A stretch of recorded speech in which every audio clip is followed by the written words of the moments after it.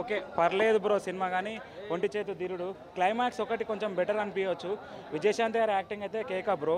అప్పుడప్పుడు music enjoy చేస్తారు, అప్పుడప్పుడు మ్యూజిక్ ఎంజాయ్ చేయరు. జెన్యున్ వాళ్ళు ఏదో పెద్ద పెద్ద హైప్ మాటలు మాట్లాడతారు, అదంతా కాదు బ్రో. సినిమా ఓకే బట్ వర్తే అనుకోవాలి కానీ అంత లేదు bro. 3 star okay bro. Cinema అయితే పర్లేదు. విజయశాంతి గారి యాక్టింగ్ అయితే సూపర్ బ్రో. కళ్యాణ్ గారి యాక్టింగ్ కూడా సూపర్. బట్ కొంచెం స్క్రీన్ ప్లే ఇంకొంచెం బాగుంటే అయిపోయేది. కొన్ని షార్ట్స్ ఉన్నాయి బ్రో. కొన్ని షార్ట్లకు మాత్రం నాకు ఎన్టీఆర్ రామారావు గారు గుర్తొచ్చారు. ఆ షార్ట్లకు మాత్రం నేను ఒప్పుకుంటా బ్రో. కళ్యాణ్ రామ్ గారు మాత్రం ఎన్టీఆర్ లాగా యాక్ట్ చేశారు బ్రో. జూనియర్ ఎన్టీఆర్ కాదు, సీనియర్ ఎన్టీఆర్ లాగా, తారక రామ లాగా బాగా యాక్ట్ చేశారు బ్రో. కొన్ని సీన్లకు ఆ కండ్ల షాట్కి మాత్రం కేకా బ్రో.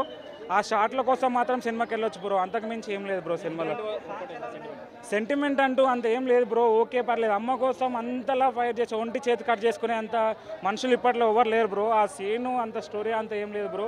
ఓకే పర్లేదు బ్రో సినిమా అయితే.